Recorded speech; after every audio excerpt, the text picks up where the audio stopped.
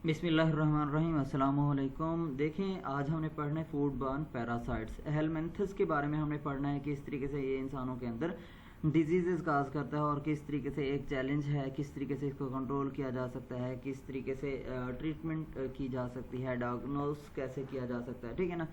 अब इंट्रोडक्शन हम सबसे पहले देख लेते हैं। सबसे पहले हम डिफाइन करेंगे पैरासाइट को। पैरासाइट एक ऐसा ऑर्गेनिजम्स होता है जो लिविंग हॉस्ट के अंदर रहता है, वहाँ से क्या करता है, फूड हासिल करता है और इन रिटर्न उसे क्या कर रहा होता है, डिजीज काज कर सकता है और नहीं भी कर सकता। ठीक है ना। पैरासाइट की डेफिनेशन में आता है मे और मे नॉट काज डिजीज। ठीक है ना। होस्ट को क्या कर सकता है, ये डिजीज काज कर भी सकता है और नहीं भी कर सकता। लेकिन पैथोजन एक ऐसा ऑर्गेनिजम्स होता है जो क्या करता है, डिजीज काज करता है होस्ट के अंदर।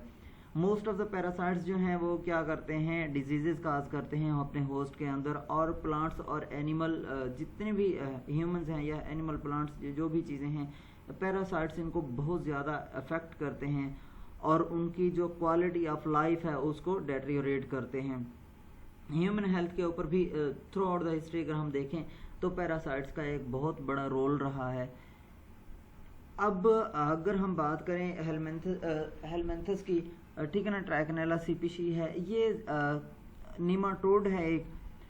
कहाँ पे पाया जाता है, मोस्टली मीट एनिमल्स के अंदर होता है और मीट एनिमल से by the consumption of meat इंसानों के अंदर आता है और इंसानों के अंदर क्या करता है, बहुत सारी डिजीजेस काज करता है। अब ये ऐसे इलाकों के अंदर एक बहुत बड़ी ट्रेड ऑब्स्टेकल था जहाँ पे जोनोटिक पैरासाइट्स ज़्यादा मिकदार में मौजूद होते हैं। वो कंट्रीज़ जहाँ पे क्या होता है, लेजिस्लेशन है, जो लेजिस्लेशन फॉलो करते हैं, जो बाकायदा टेस्टिंग के थ्रू, ठीक है ना, वर्क करते हैं, उनका क्वारंटाइन जो डिपार्टमेंट है वो बहुत अच्छा काम करता है। तो वो ऐसे कंट्रीज से क्या करते हैं, ट्रेड नहीं करते एनिमल्स की जहाँ पे क्या हो, हेलमेंथस की ज़्यादा अमाउंट हो, निमाटोड्स ज़्यादा, ठीक है ना, वायरुलेंस वहाँ पे ज़्यादा हो, किसी खास एरिया में डिजीज़ ज़्यादा हो। अब जो मीट बॉर्न हेलमेंथस हैं मेडिकल सिग्निफिकेंस के हैं, इसमें हमारे पास ट्राइकोनेला सीपीसी है, टाइनिया सोलियम है, टाइनिया एशियाटिका है, ठीक है ना, पोर्क मीट के अंदर होते हैं। और टाइनिया जो सेगिनेटा है ये बीफ के अंदर पाया जाता है। ट्राइकिनोलोसिस मतलब जो ट्राइकोनेला सीपीसी की वजह से डिजीज काज होती है वो क्या कहलाएगी, ट्राइकिनोलोसिस कहलाएगी। हिस्ट्री ऑफ ट्राइकोनोलोसिस इंटरेस्टिंग हिस्ट्री है कि इससे पहले जो प्रज्यूम्ड सोच थी ट्राइकोनेला के बारे में वो ज़्यादा थी, अजम्पशन ज़्यादा थी कि इस तरीके से क्या कर रहा है, एक ऑर्गेनिज्म इंसानों को इफ़ेक्ट कर रहा है, मोर देन प्रूवन कि इतना सबूत नहीं था। लेकिन एक बात चलती थी कि जो ट्राइकोनोलोसिस है वो निमाटोड्स की वजह से होती है, ठीक है ना, किसी हेलमेंथस सीपीसी की वजह से होती है। जबकि अगर हम देखें पुराने जो जीविश हमारे पास बाइबल है, बाइबल में क्या है, लेविटिकस 11 एंड ड्यूटरमनी 14 वर्स नंबर, ठीक है ना, 11 और 14 में ये कहा गया है कि जो क्लोवन फुटेड एनिमल्स हैं, स्वाइन एनिमल्स हैं, उनका क्या किया जाए, मीट ना यूज़ किया जाए। अब इसकी वजह से क्या होता है, क्योंकि बाद में यही जो स्वाइन एनिमल से प्रूवन हुए कि जो ट्राइकोनोलोसिस है ज़्यादा उन एनिमल्स के अंदर होते हैं और निमाटोड्स वहाँ पे ज़्यादा होते हैं। बाद में 17th सेंचुरी हज़रत मोहम्मद सल्लल्लाहु अलैहि वसल्लम ने भी क्या किया, पोर्क यूज़ करने से मना किया। और देखें, हम जो इस्लाम या कोई भी मज़हब है उसकी जब भी हम बात करते हैं, जिनको हम फॉलो करते हैं, हमारा जो प्रीचर होता है, जो हमें दीन की तबलीग करने वाला होता है, मुबल्लिग होता है, वो ऐसी चीज़ें नहीं बता रहा होता। अल्टीमेटली उसके ऊपर कोई ऐसी अल्लाह ताला की ख़ास हिदायत आती हैं कि उसने कोई चीज़ देखी नहीं होती। वो एक आम इंसानों में से इंसान होता है, लेकिन ख़ास इंसान होता है अल्लाह ताला का, जिसको अल्लाह ताला ने सब कुछ बताया होता है अपनी तरफ से। तो वही जो जीविश ला के अंदर आया कि स्वाइन एनिमल नहीं खाना, तो हजूर पाक सल्लल्लाहु अलैहि वसल्लम ने भी 7वीं सदी ईस्वी में यही बताया कि क्या करना है, पोर्क यूज़ नहीं करना।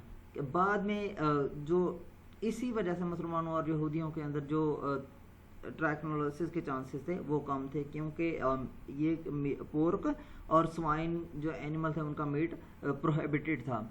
अर्लीस्ट नाउन केस जो था ट्रैक्नोलोसिस का वो 1200 ठीक है ना 1200 बिफोर क्राइस्ट ऑब्जर्व हुआ। और ये कहाँ से ऑब्जर्व हुआ? एक मम्मी से, जो प्रिजर्व मम्मी क्या होता है, एक ऐसी जो मतलब बॉडी जिसको प्रिजर्व किया गया हो। 1980 में जब इसको टेस्ट किया गया, देखा गया, तो वहाँ पे लार्वी मौजूद थे इंटरकोस्टल मसल के अंदर। ट्राइकनेला स्पीशी फर्स्ट ऑब्जर्व हुई ऑब्जर्व की पैगेट 1830 पैगेट ने, ठीक है ना, 1835 के अंदर मसल ऑफ मैन जो पोस्टमार्टम डायसेक्शन कर रहा था, ठीक है ना। अब इससे पता चला जो क्लिनिकल ट्राइकनोलोसिस है, ठीक है ना, या ट्रैक्नोलोसिस है, वो क्या कहाँ पे ज़्यादा अफेक्ट करती है? मस्कुलर पोर्शंस को। और यही क्लिनिकल ट्रैक्नोलोसिस ज़ेंकर ने डिमॉन्स्ट्रेट की 1860 के अंदर कि जो लार्वी था उसने इनकैप्सुलेट किया हुआ था आर्म मसल को। जब उन्होंने क्या किया, एक यंग वोमेन का डेथ यंग वोमेन की डायसेक्शन की देखा। आफ्टर 1860 बहुत सारे केसेस आए, लेकिन उसको डाउट की वजह से डायग्नोस ना किया गया कि आया कि ये क्या हो सकते हैं, ट्रैक्नोलोसिस हो सकती है या कोई और डिजीज़ हो सकती है। स्पीशीज़ की अगर हम बात करें तो इसकी हमारे पास जो डिस्ट्रीब्यूशन है वो वाइड डिस्ट्रीब्यूशन है, क्योंकि एटियोलॉजिकल एजेंट नीमाटोड जो है जीनस ट्रैक्नेला से बिलोंग करता है। ये एनिमल के अंदर मौजूद होता है, डोमेस्टिक और वाइल्ड दोनों तरह के एनिमल के अंदर मौजूद होता है, ठीक है ना। नीमाटोड जो ट्रैक्नेला है वो दोनों तरह के एनिमल जो डोमेस्टिक हैं और वाइल्ड में मौजूद होता है। 1972 जो न्यू स्पीशी प्रपोज हुई वो ट्रैक्नेला की आर्कटेक कार्निवोरस से थी, उसको ट्रैक्नेला नेटिवा का नाम दिया गया। और isolate first obtain from hyena, Kenya में जो आइसोलेट, ठीक है ना, हीनिया से एक जो वाइल्ड एनिमल है उससे रिपोर्ट हुई, तो वो उसको नाम दिया गया ट्राइकनेला नेल्सोनी है। उसके बाद non इनकैप्सुलेटिंग isolate reckon dog Russia के अंदर ऑब्जर्व हुई, तो उसको नाम दिया गया ट्राइकनेला सोडोरोफिकैलिस। इनिशियल डिस्टिंग्विशिंग जो है करेक्टरिस्टिक्स की ट्राइकनेला नेटिवा, वो फर्स्ट ये थी कि वो फ्रीजिंग इन्वायरमेंट के अंदर रेजिस्टेंट था। जब फ्रीज किया गया मीट को तो तब भी क्या कर रहा था, सर्वाइव कर रहा था। इन कंट्रास्ट अगर हम देखें स्पाइरलिस और नेटिवा, तो इनकी पिग्स के अंदर स्लो इन्फेक्टिविटी है, ये ज़्यादा उनको इन्फेक्ट नहीं करते हैं, ज़्यादा डिजीज़ काज नहीं करते हैं। ट्राइकनेला नेल्सोनी जो है इक्वाटोरियल अफ्रीका के अंदर ज़्यादा पाया जाता है और wide range of wild animals के अंदर ज़्यादा होता है। प्राइमरी होस्ट इसका अगर देखें तो बुश पिग है और वॉर्थॉग है। ट्राइकनेला नेल्सोनी का प्राइमरी होस्ट क्या है? बुश पिग और वॉर्थॉग। ट्राइकनेला नेटिवा की तरह और ट्राइकनेला नेल्सोनी की तरह जो लो इन्फेक्टिविटी डोमेस्टिक पिग के अंदर है, वो किस वजह से capsule solely compared with the other encapsulating Trichinella species. इसकी वजह क्या है कि ये क्या करता है, कैप्सूल डेवलप कर लेता है, जिसकी वजह से क्या है, लो इन्फेक्टिविटी है। Trichinella pseudospiralis believe to be primary parasite of carnivorous. Pseudospiralis किसका पैरासाइट है? कार्निवोरस बर्ड्स का है और smaller than other species. More important, does not form a capsule in the musculature. ये क्या करता है, मस्कुलेचर के मसल्स के अंदर कैप्सूल फॉर्मेशन नहीं करता है। इसीलिए ये क्या है, मुख्तलिफ बर्ड्स के अंदर पाया गया है, मैमल्स के अंदर पाया गया है, पूरी दुनिया के अंदर, और इस क्या है, इंसानों के अंदर वहाँ से शिफ्ट होता है। अगर प्रेजेंटली हम देखें जीनस ट्राइकनेला 8 नेम्ड स्पीशीज हैं इसमें और 3 रिलेटेड जीनोटाइप्स हैं। इनके अब इनको डिवाइड किया गया है इनकैप्सुलेटिंग और नॉन इनकैप्सुलेटिंग के अंदर। इनकैप्सुलेटिंग ऐसी जो होस्ट सेल के अंदर क्या करते हैं, होस्ट के अंदर कैप्सूल फॉर्मेशन करते हैं, और नॉन इनकैप्सुलेटिंग होस्ट के अंदर कैप्सूल फॉर्मेशन नहीं करते हैं। इनकैप्सुलेटिंग में हमारे पास क्या है, ट्राइकनेला स्पाइरलिस है, नेटिवा है, और रिलेटेड जीनोटाइप T6 है, टी ब्राइटो भी है, और रिलेटेड जीनोटाइप T8 T9 और ट्राइकनेला मोरेली और ट्राइकनेला नेल्सोनी शामिल हैं। ये सिर्फ मेमेलियन होस्ट के अंदर पाए जाते हैं, जबकि नॉन इनकैप्सुलेटिंग में हमारे पास ट्राइकनेला सूडोट्रॉफिल्स है, ट्राइकनेला पपुआ और ट्राइकनेला जिम्बाब्वेसिस है। ठीक है ना, ये कहाँ पे पाए जाते हैं? वैरायटी ऑफ होस्ट के अंदर, जिसमें मैमल्स हैं, बर्ड्स हैं और रिप्टाइल्स वगैरह सब के अंदर पाया जाता है। लाइफ साइकिल की अगर हम बात करें ट्राइकनेला स्पीशीज की, तो सारी की सारी जितनी भी स्पीशीज हैं ट्राइकनेला की, वो अपना लाइफ साइकिल सिर्फ एक होस्ट के अंदर कंप्लीट करती हैं। इंटरमीडिएट होस्ट इसके लिए ज़रूरत नहीं होता, वहीं पे ही एग लार्वी पोजिट करेंगे, वहीं पे ये अडल्ट होंगे और वहीं पे कॉपुलेशन करेंगे। ठीक है ना, मेटिंग करेंगे, उसी में ही ये क्या करते रहते हैं? ग्रोथ करते रहते हैं। इन्हीं का सारा लाइफ साइकिल एक ही होस्ट के अंदर कंप्लीट होता है। जब लार्वी रा या इनएडिकली कुक्ड मीट के अंदर मौजूद होती है, इंजेस्ट होती है, तो ये क्या करेगी? Muscle fibre and capsule that encloses the parasite are digested in the stomach. क्या हो जाएगा? जो कैप्सूल होगा वो क्या हो जाएगा? डाइजेस्ट हो जाएगा। In the intestine liberated larvae बरो इन द लेमिना प्रोप्रिया। ठीक है ना, स्मॉल इंटेस्टाइन के अंदर क्या होगा? लेमिना प्रोप्रिया के अंदर क्या हो जाएगा? ये बरे हो जाएगी और फिर क्या करेगी? वहां से 4 मोल्ड्स आएंगे। मोल्ड्स क्या होते हैं? अपनी जो ऊपर वाली लेयर होती है उसको उतारना। ठीक है ना, 48 आवर्स के अंदर। फिर 3rd डे के अंदर वर्म्स सेक्सुअली मैच्योर हो जाते हैं।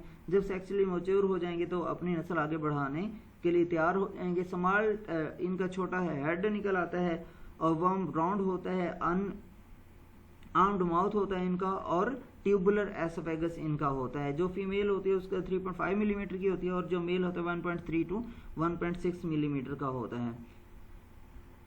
जब होस्ट सेल के अंदर ट्राइकनेला ये मैच्योर हो जाते हैं, अडल्ट वर्म हो जाते हैं, तो वो क्या करते हैं? कॉपुलेशन करते हैं, मेटिंग करते हैं। ठीक है ना, सेक्सुअल इंटरकोर्स करते हैं।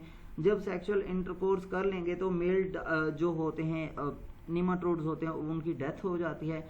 जैसे ही डेथ होगी तो फीमेल वर्म्स क्या करते हैं? उसके बाद रीबोरो का म्यूकोजा के अंदर और लार्वी पोजिट करते हैं। ये लार्वी क्या करेंगे? फिर central lacteal of the villi के अंदर ग्रो करना शुरू कर देते हैं 7 डेज के अंदर। इन्फेक्शन, ठीक है ना, after infection may continue to so far period up to a few week। ठीक है ना, ये क्या करते हैं? ग्रो करना शुरू कर देते हैं, अपनी तादाद बढ़ाना शुरू कर देते हैं। Each female worm bears approximately कितनी? 1500 न्यू बॉर्न लार्वी देती है और इनमें से क्या करती हैं? ये डिपेंड करती हैं होस्ट के ऊपर और स्पीशी के ऊपर के कौन सी जो है स्पीशी है ट्राइकनेला की। जो टीनी न्यू बॉर्न लार्वी है उनका जो साइज है 100 by 6 माइक्रोमीटर होता है। अब देखें यहाँ पे क्या है? एम्ब्रियोनेटेड एग्स हैं। एग्स को क्या यूज़ करेंगे? स्नेल्स यूज़ करेंगे। स्नेल्स पानी के अंदर क्या कर रहे होंगे? रिलीज कर रहे होंगे।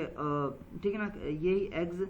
और या इन स्नेल्स को क्या कर रही होंगी? फिशेस यूज़ कर रही होंगी। फिशेस से क्या होगा? डॉग्स के अंदर और ह्यूमंस के अंदर। डॉग्स से ठीक है ना, मैमल्स के अंदर दोबारा फिश ईटिंग मैमल्स वगैरह इनमें आता है और ह्यूमन से क्या होगा? दोबारा सॉइल्स के अंदर और स्मॉल इंटेस्टाइन के अंदर ये क्या करेगा? डिजीज काज करना शुरू कर देगा। इस तरीके से ये क्या करता है? अपना लाइफ साइकिल मुकम्मल करता है। एपिडेमियोलॉजी, इसका फैलाव अगर हम बात करें, trichinellosis human disease resulting from infection with species of the genus Trichinella. इसको ज़ूनोसिस कंसीडर किया जाता है। ज़ूनोसिस क्या होती है? एक ऐसी जो मतलब कि एक जानदार से दूसरे जानदार में, एक ऐसी डिजीज जो एक जानदार से दूसरे जानदार में मुंतकिल हो। क्योंकि इन्फेक्शन क्या होती है? इंजेक्शन ऑफ रॉ और poorly cooked meet from infected animal. ठीक है ना, जब मीट खाया जाता है तो ये एनिमल से इंसान के अंदर मुंतकिल हो जाते हैं। सोर्सेज ऑफ ह्यूमन इन्फेक्शन की अगर हम बात करें, डोमेस्टिक लाइफस्टाइल है, प्राइमरी पिग्स हैं और हॉर्सेज हैं, वाइल्ड एनिमल्स शामिल हैं। ट्रांसमिशन कैसे होती है? इसको 2 तरह के होस्ट में डिवाइड किया जाता है। एक डोमेस्टिक एनिमल, ठीक है ना, सेंथ्रोपिक है और सेल्वेटिक वाइल्ड लाइफ साइकिल। ठीक है ना, how human can become involve in both of these cycle, wild life से भी और जो डोमेस्टिक साइकिल है वहाँ से भी। डोमेस्टिक साइकिल ठीक है ना, हैबिटेट से के कौन जानदार कहाँ पे रह रहा है? डोमेस्टिकेटेड है या वाइल्ड एनिमल है, फार्म्ड है। ठीक है ना, डोमेस्टिकेशन एनिमल, तो वहाँ पे ये क्या करेंगे, किस तरीके से पैटर्न के अंदर फैल रहे होंगे with in the domestic cycle. अब पिग्स, जो डोमेस्टिकेटेड पिग्स हैं, उनको क्या किया जाएगा, फीड दी जाएगी, अनकुक्ड या अंडर कुक्ड एनिमल फ्लैश दिया जाएगा जिसके अंदर इन्फेक्टेड लार्वी होगी, और ये पिग क्या कर रहा होगा, source of infection other pigs के लिए कैनिबलिज्म के थ्रू। और यही डोमेस्टिक साइकिल के अंदर rats serve as a reservoir, ठीक है ना, रैट्स प्रोवाइड किए जाएंगे पिग्स को, और पिग्स को दूसरे पिग्स या वाइल्ड लाइफ, ठीक है ना, दूसरे एनिमल यूज़ कर रहे होंगे, और यही पिग्स क्या होंगे, इंसानों के कंजम्पशन के लिए जो नॉन मुस्लिम हैं वो यूज़ करते हैं, तो उनके अंदर फिर ये ट्रांसमिशन के चांसेस ज़्यादा हो जाएंगे। जैसे ही infect directly to pig that ingest them, rats क्या करते हैं, पिग्स के अंदर ये ट्रांसमिट करते हैं, और पिग्स में acquire infection directly from wild life with allow wander unrestricted conditions. जो दूसरा डोमेस्टिकेटेड एनिमल है वो हार्स है, ठीक है ना, major source of human trichinellosis horse है। 1975 और 1985 के अंदर सदर्न शब्द of Paris were attributed to the consumption of raw horse meat in the form of steak, ठीक है ना, टार्टरी, वहाँ पे देखा गया। अब initially difficult to believe the human infection result from injection of meat of the herbivorous, क्योंकि ये क्या है, कार्निवोरस के अंदर ज़्यादा होते, तो हर्बीवोरस के लिए क्या है, इसको देखना बहुत ज़्यादा मुश्किल हो गया, समझना कि नहीं हो सकता। लेकिन जब लार्ज आउटब्रेक्स आना शुरू हो गई डिकेड्स के बाद, तो पता चला कि डोमेस्टिकेटेड एनिमल्स के अंदर भी जो हमारे पास क्या है हर्बीवोरस हैं, उनके अंदर भी ट्रैक्नोलाइसिस हो सकती है, और ह्यूमंस के अंदर वहाँ से ट्रांसमिट हो सकते हैं। 3200 केसेस अब तक क्या है, ह्यूमन ट्रैक्नोलोसिस के रिपोर्ट हो चुके हैं फ्रांस के अंदर, इटली, और जिसकी वजह से क्या है, वजह क्या थी, अंडर कुक्ड हार्स मीट था उसकी वजह। डायग्नोसिस की अगर हम बात करें, डिफ़िकल्ट है डायग्नोज करना क्लिनिकली, क्योंकि ये क्या करता है, बहुत सारी दूसरी इन्फेक्शन की सिम्टम्स इससे मिलती चली जाती हैं।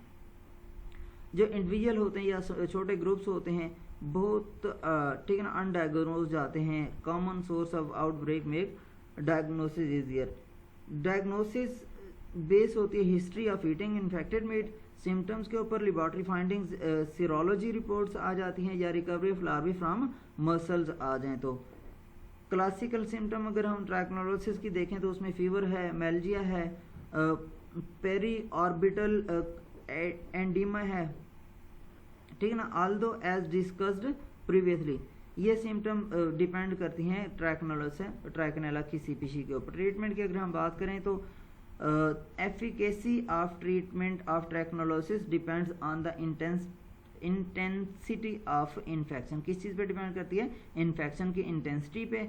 सीपीसी ऑफ ट्रैक्नेला पे डिपेंड करती है, स्टेज ऑफ इन्फेक्शन पे डिपेंड करती है, और character and intensity of the host response पे भी क्या करती है, डिपेंड करती है, जो एफिकेसी ऑफ ट्रीटमेंट है। Purpose of treatment during intestinal phase क्या था कि अडल्ट वर्म्स को डिस्ट्रॉय किया जाए, जो क्या कर रहे हैं, न्यू बॉर्न लार्वी प्रोड्यूस कर रहे हैं। Drug of choice in is mebendazole, ठीक है ना, वर्मॉक्स दी जाती है at doses of 200 to 400 milligram 3 times a day। Vermox कितने दफ़ा दी जाती है एक दिन में, तीन दफ़ा दी जाती है, 200 to 400 मिलीग्राम, डिपेंड करता है बच्चे से बड़े तक।